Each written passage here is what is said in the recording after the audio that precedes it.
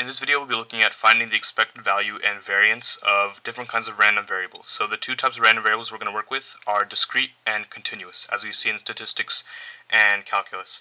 So discrete random variables are easier to work with, and they're going to form the basis of what we're going to do with continuous random variables, which will involve calculus. So let's just go with discrete first. So discrete random variables are, you'll usually be given a table or a means to construct a table, which is E versus P. So E is the event, and P is the probability of that event, and you're going to have a set number of events to choose from. So let's take this scenario. How many heads do you get when you flip a fair coin 2 times? So either you get 0 heads, 1 head, or 2 head, right? So what's the probability of each of them? If you get 0 heads, then you have to get 2 tails. So it's going to be 1/2 times 1/2. If you get 2 heads, then it's going to be both heads. So again, it's 1/2 times 1/2. Now we could work out the 1, but we can, since it's the only one left, we can just do, this comes out to 1/4, this comes out to 1/4, and so this must be 1/2, because they have to add up to 1. So we have all our probabilities now. So the simple calculation for expected value of the random variable is going to be, and let's say the random variable is called x, then the expected value is going to be given by the sum of E, I, P, I. And when I goes from, whatever starting value to whatever end value, or I goes from 0 to whatever end value, right? So basically the first event to the last event. So let's just do that right now.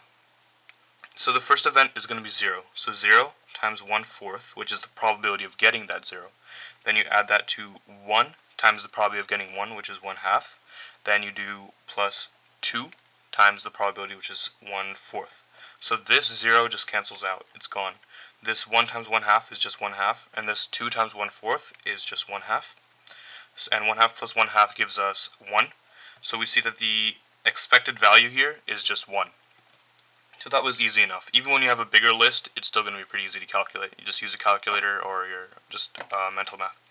And then to find the variance formula is a little bit different. So we're going to put this aside for a second. We'll put it over here. So let's say E equals 1. Put it over there. So the variance formula is given by the sum of x minus the expected value squared times the probability of that x value.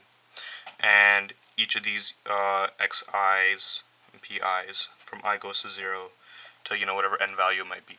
So it's easier if we just see it worked out.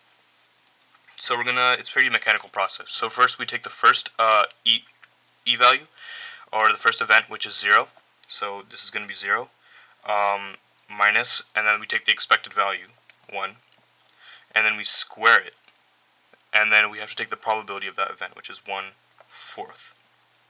Okay, and then we add that to the next one, which is going to be 1 minus our expected value, which is 1. We square it, and we do that times 1/2, because that's the probability there. And the last calculation, let me put these in. The last calculation I'll do up here. So it's going to be 2 minus the expected value squared times the probability. So we see that the very bottom calculation is 0, because 1 minus 1 is 0. Each of these, 2 minus 1 and 0 minus 1, both add up to 1 squared. So we can just get rid of this right here. And it's just going to be 1/4 plus 1/4, which is 1/2. And then don't forget, that's the variance. If you want the standard deviation, you need to take the square root of it, which is radical 2 over 2. But we'll let the variance stay as 1/2. Okay, so that is our basis for discrete random variables. Now, continuous is a little bit more challenging, and we'll go over that in the next video.